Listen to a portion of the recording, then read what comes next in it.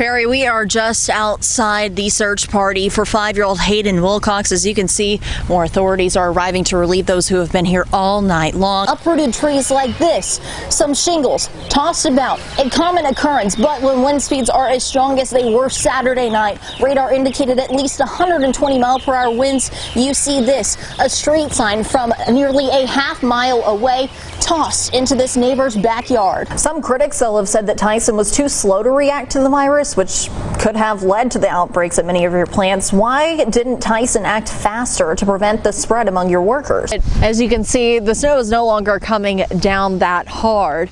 We are seeing a ton of snow accumulation. I'm at the Tyler Transit bus stop, so I'm not much of a car girl, so y'all are gonna have to really break down what we got behind us. It all looks really cool. So tell us kind of what this car show is gonna be all about. It's all about the East Texas Crisis Center. I've got something at home that can help you.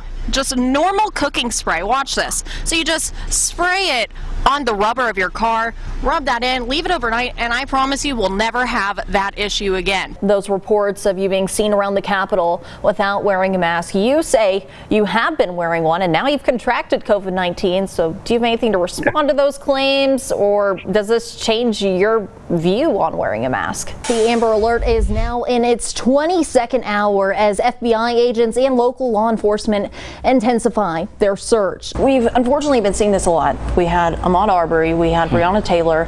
Why do you think it took the George Floyd viral video of that incident for this discussion to just kind of erupt online? Breaking news, we just learned the manhunt in Burke is over. Lufkin police tell us both of the men they were searching for are now in police custody.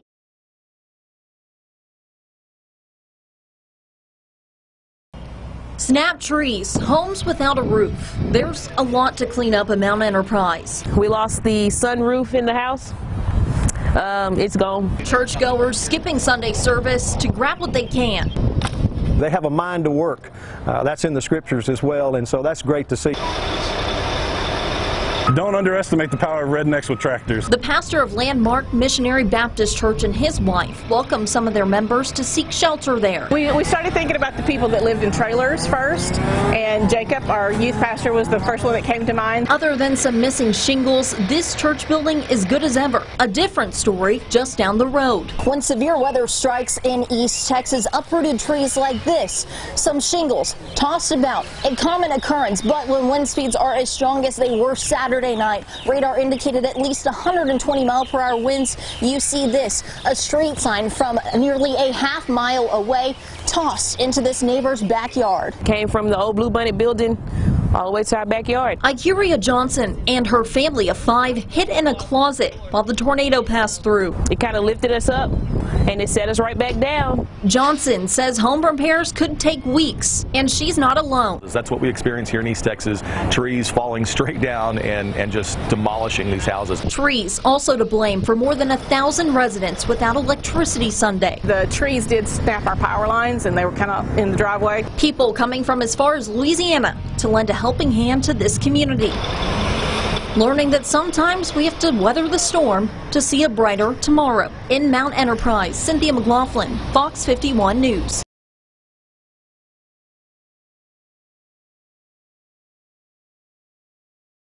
At this moment, declaring a state disaster for all counties in the state of Texas. March 13th, the Lone Star State shut down many kinds of businesses, closing stores, restaurants, and offices to contain the spread of coronavirus. Oil price was affected. The rate of jobs coming in were affected. A lot of people had to shut down because they were nervous about it. From the oil fields out west to locally owned East Texas businesses, people were desperate for a solution that sticks. This might look like typical disinfectant spray, but there's much more technology than meets the eye. Uniqueness in our product is not that it kills viruses and bacteria, because like, as you said, Lysol does that, bleach does that. Tab Lawhorn is the co-owner of Guardian Touchless Solutions. This Texas-based company opened when the rest of the state closed. The uniqueness in our product is that once applied through electrostatic means, the bond to the surface can last for at least 30 days. For 30 days, the spray acts as an invisible shield against more than just coronavirus. It has also been proven effective stopping H1N1, chickenpox, black mold. It even gets rid of the smoky smell after a fire. Our technicians go in every single time in full PPE, head to toe, and when he sprays the surfaces with our electrostatic guns, it creates a positive and negative charge with the polymer, so that allows it to bond on the surface and last for as long as it can. Villaggio Del Vino restaurant in Tyler and Harley's and Bridget's boutiques next door are owned by Harley Hooper. These locations have been getting the treatment for months, and Hooper has been pleased with the results. We haven't had one COVID victim in our store or our restaurant since we started. Hooper does not require masks in either of his stores. We're not afraid. We are cautious. Now, thanks to the solution, businesses like this one can go back to normal. They don't have to shut down, and customers can shop at ease. We're in the customer confidence business.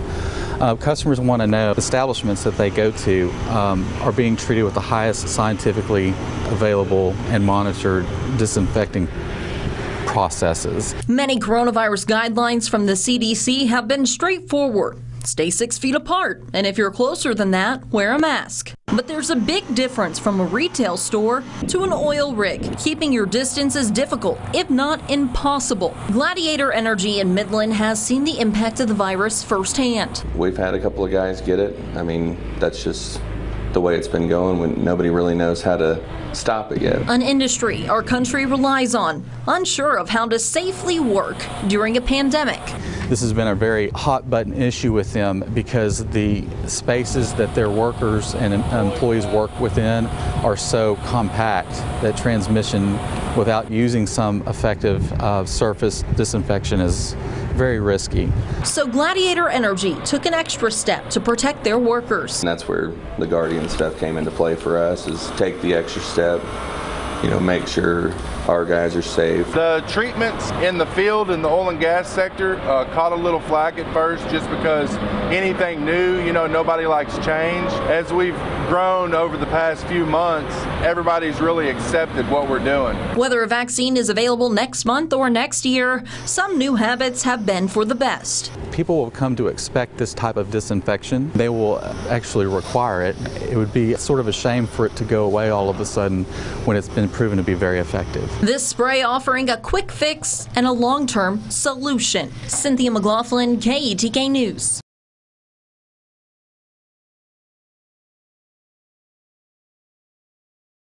This is Lincoln Walden, an active, adventurous 3-year-old.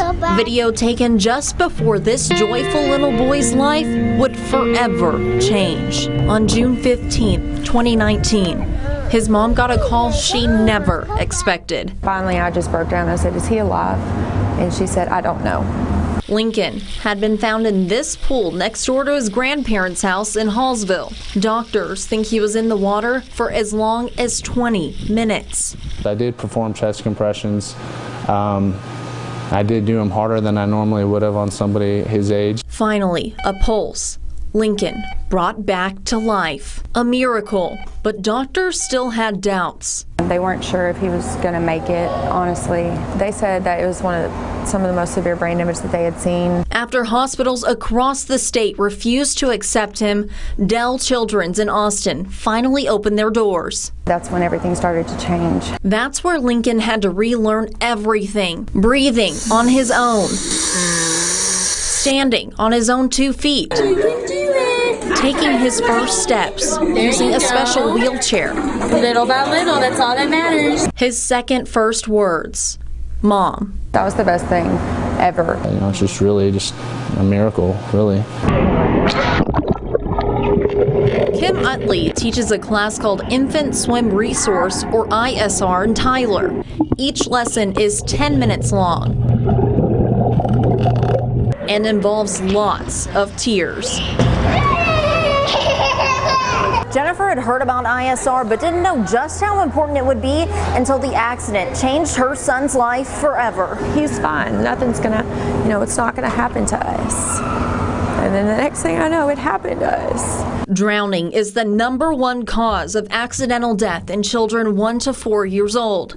It's the #2 cause of death in kids under 14. Kim teaches infants as young as 6 months old.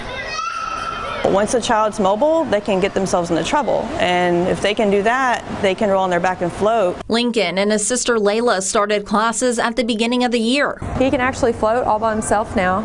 Lincoln continuing to do the things doctors said were impossible. God has just blessed us beyond measure and has healed him in so many ways, in ways that I never expected. And I just am so blessed to be able to be here every day and to hang out with him all the time when he shouldn't even be here at all. A truly remarkable recovery, documented every step of the way.